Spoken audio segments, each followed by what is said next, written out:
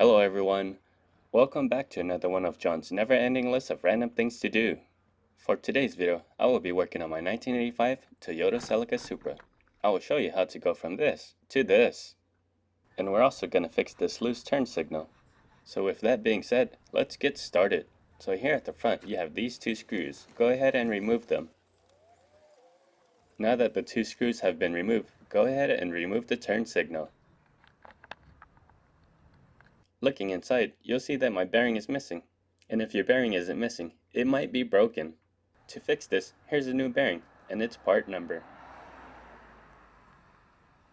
Now all you need to do is slide the bearing back into its slot. And this is looking really good. For reinstalling, you're going to want to pop this ball back into the bearing. You might need to apply some pressure, and be careful to not crack the bearing or your turn signal. And would you look at that, it's looking a lot better already. Now go ahead and install these two screws and you're done.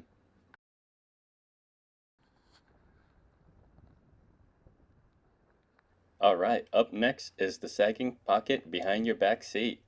Would you look at that, it doesn't even stay up. And it's already been tied once to make it tighter, but it's still sagging. And this is how the passenger side looks like. It's just as horrible as the driver's side. So let's get that fixed today. Since the driver's side has more attachments, I'll remove the driver's side. The passenger side is straightforward. To begin, you should have 4 12mm screws located here. Now let's go ahead and remove all 4 of them. Since I am missing the 2 at the top, you will only see me remove the bottom 2. Next, you want to use a pick to remove this retainer. You want to be very careful to not lose it. It can shoot right out sometimes. Now the knob can just be pulled off. It would be best to put the retainer on the knob right now, that way you don't misplace it. Next, you'll want to pull the panel behind the back seat to clear this shaft. For the hoses, you might want to make labels, take a picture, or remember where they go. Once you have done so, simply pull them off and remove the back seat panel. So there's 2 ways to do this, the long way and the short way. We'll do it the long way first. If you look closely on the back side of the panel, you'll see these retainers that have to be removed. And if you're unlucky like me, you might be missing some already. It is probably best if you have a panel removing tool. Since this was the first retainer I had to remove, I slid it underneath this metal bracket and pried it up slowly.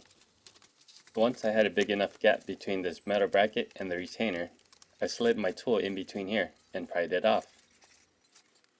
I went on ahead and removed the rest of the retainers, and now the 2 trims are ready to come apart.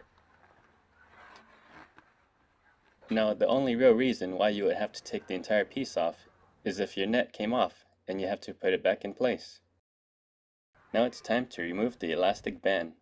You want to take note that there is a groove right here for the elastic band to sit in. The other side also has a groove for the elastic band to sit in. Now proceed to remove the entire elastic band.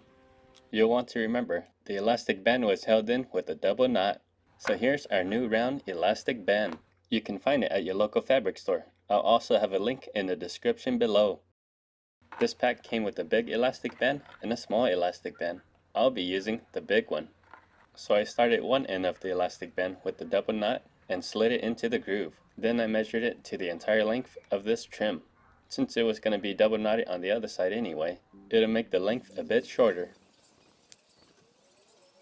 Now you'll want to feed the elastic band along the top side of the net and fit your knot into this groove.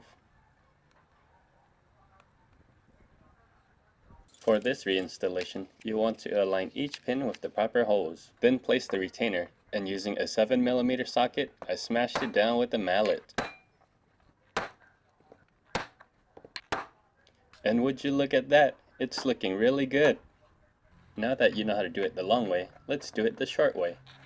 All you really need to do is remove this retainer right here, and this retainer over here. With those 2 loose, the top portion of this piece is now loose. Now all you have to do is pull the plastic piece up and remove the elastic band from underneath. Here's the new elastic band with a double knot. All you have to do now is lift up the plastic trim and slide the knot into the groove. Once that has been done, feed the elastic band all along the top portion of the net.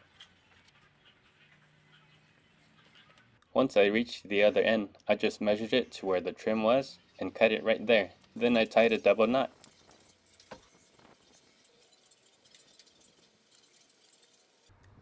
Once your knot is ready, pull the trim up and slide the knot into the groove.